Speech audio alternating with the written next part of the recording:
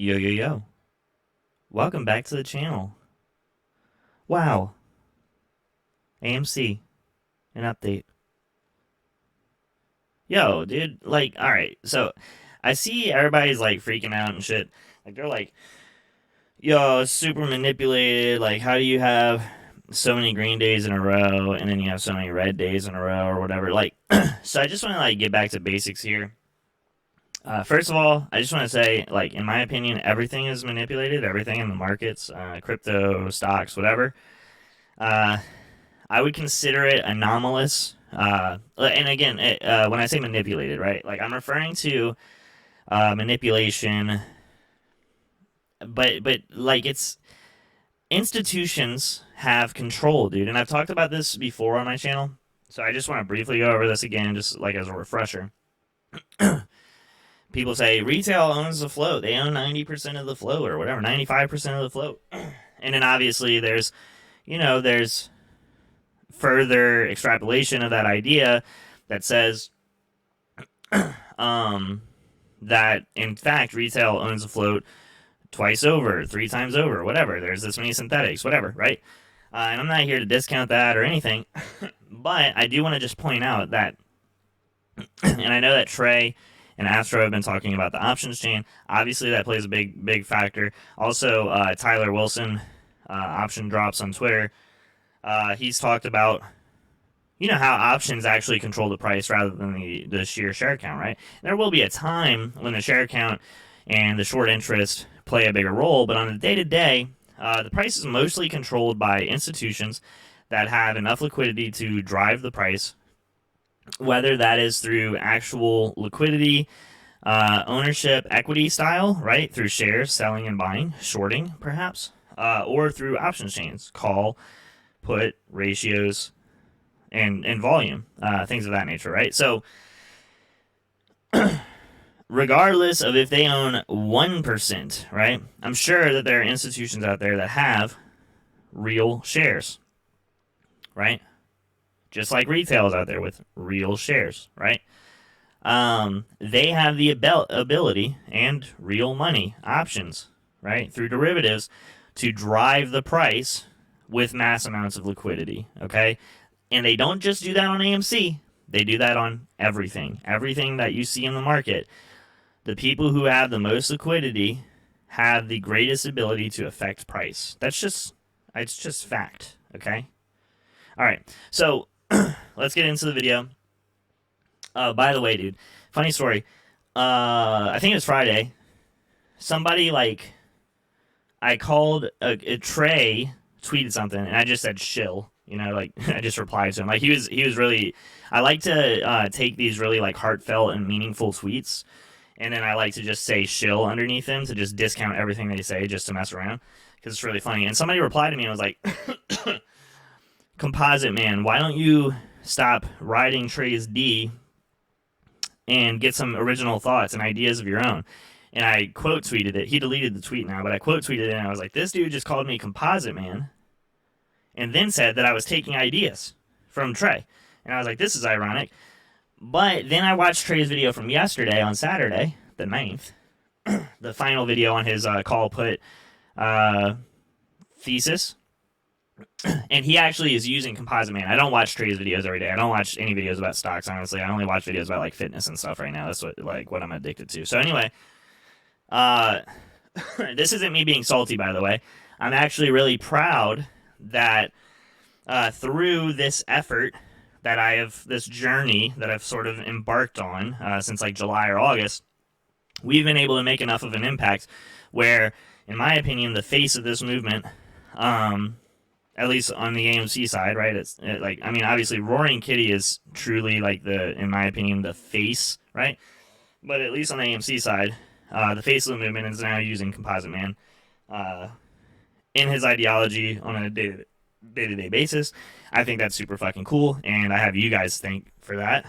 Without you guys, it wouldn't have been possible at all. So let's get into the technicals. I blabbered enough. I'm very long-winded. I'm very full of myself and love to hear myself talk. Let's just talk about charts.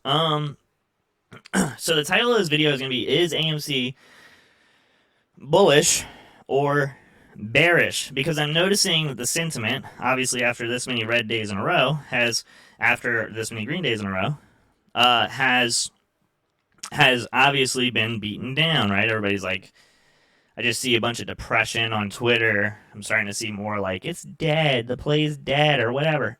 So I just want to get to a fundamental, like, this isn't considering Wyckoff. It's not considering fucking anything, okay? I just want to talk to you guys about fundamental technical analysis, okay? To determine if something is bullish or bearish, the most simple terms, okay? I'm going to take all these lines off of the chart. The most simple terms, what you have to determine...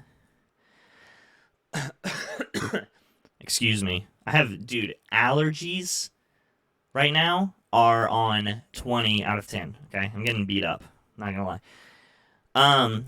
The simplest way to determine this is if the stock or equity that is in question has a trend, okay, a trend of creating higher lows and higher highs, or lower lows and lower highs, okay?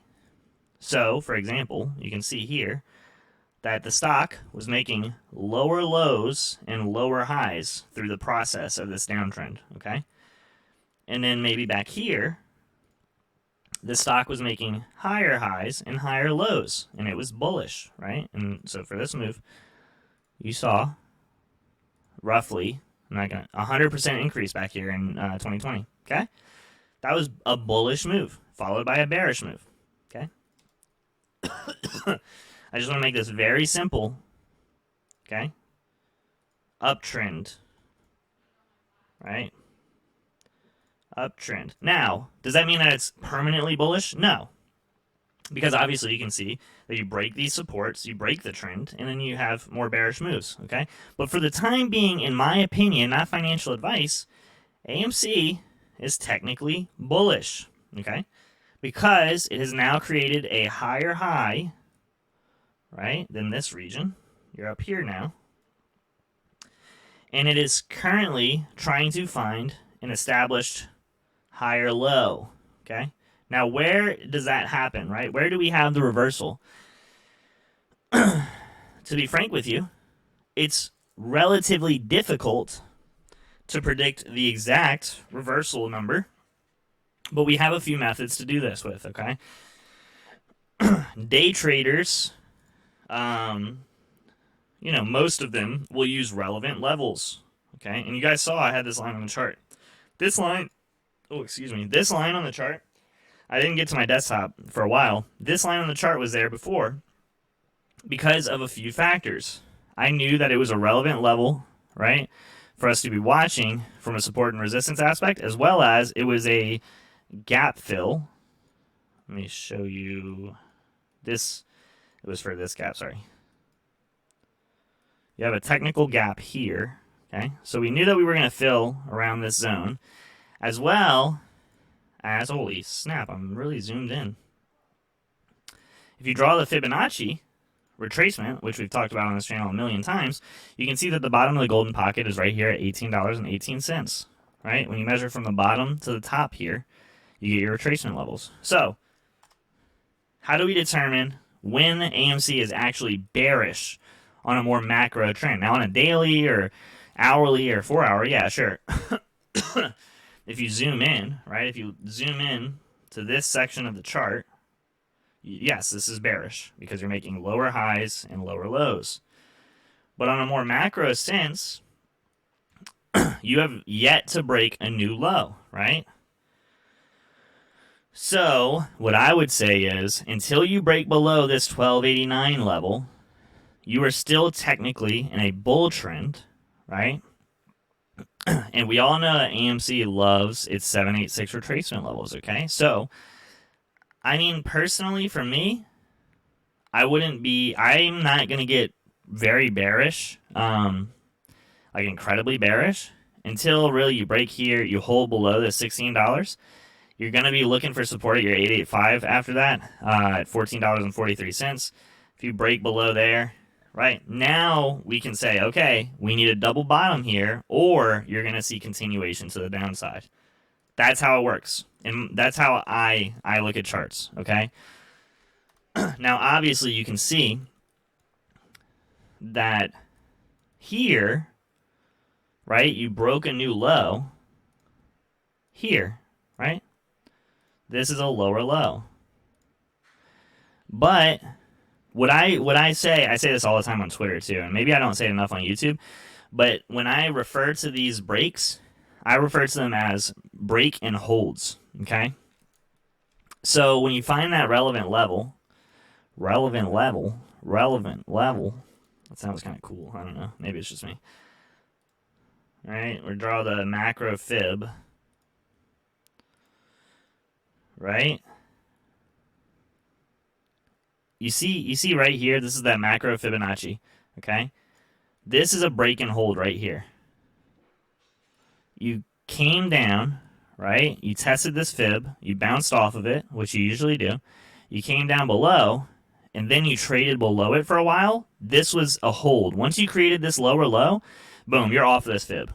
And to me, usually I'm like, okay, yep, you're going to see your 618 after you break a 0.5 like that, okay? You haven't done that yet, so your macro 0.65. And on the more micro scale, right, if we zoom in here, you haven't done it on the more micro Fibonacci 6.5 level either, okay?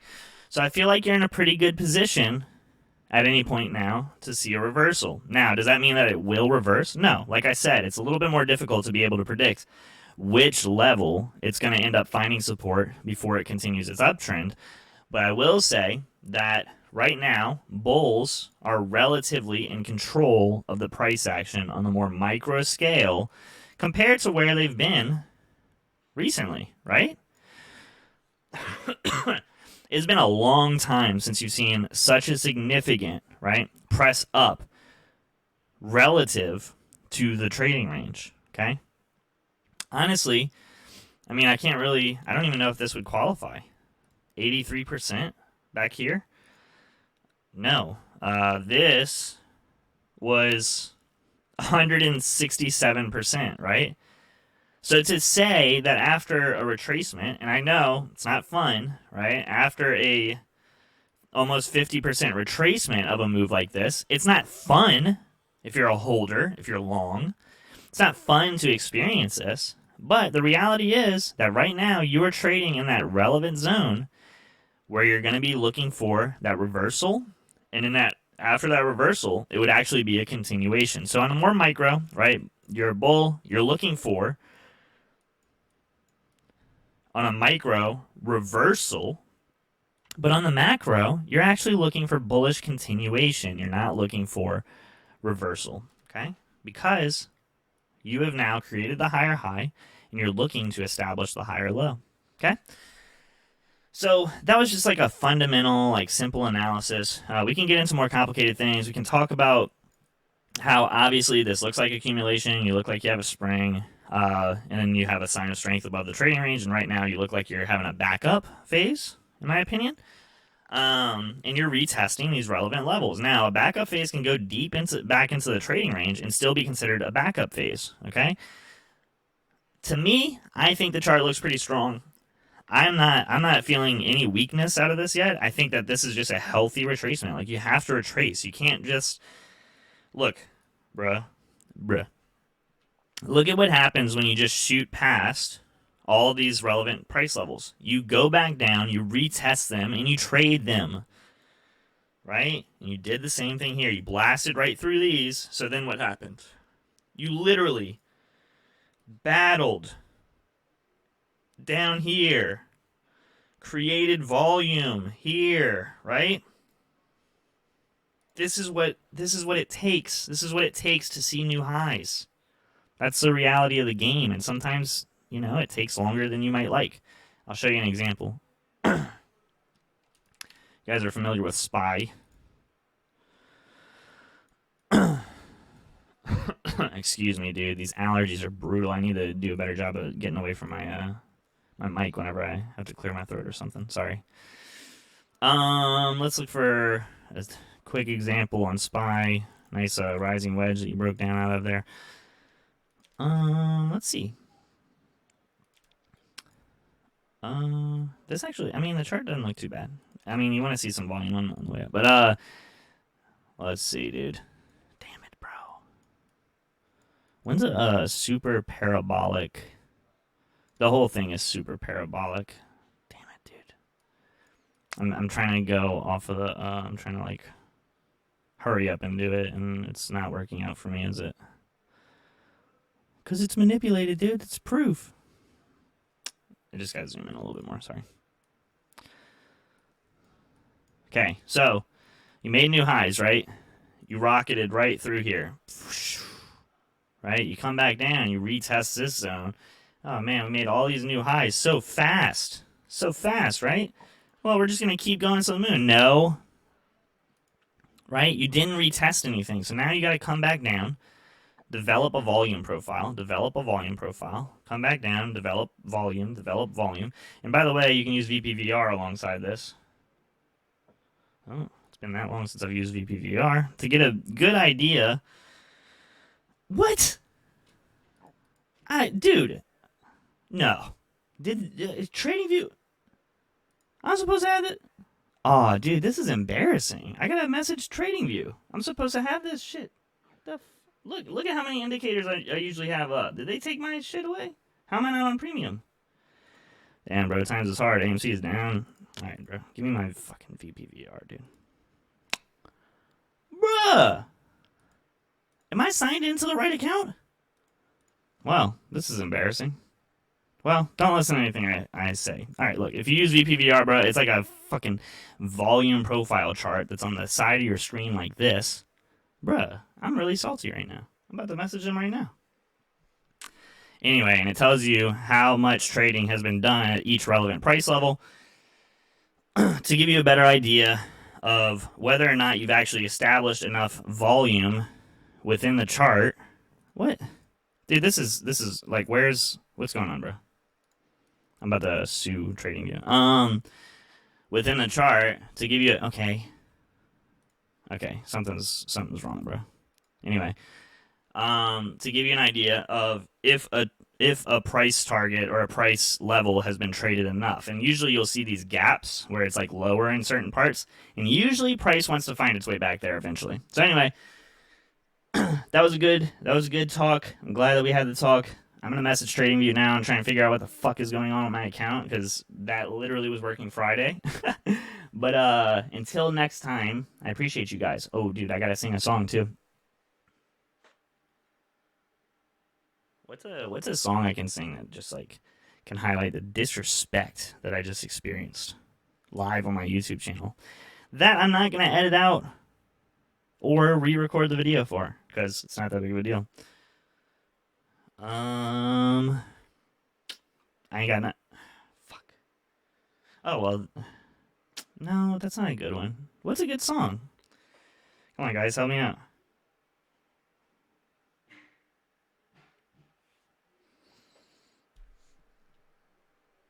I don't have a song, guys. I got some shit to do around the house and shit. All right. I love you guys. Bye.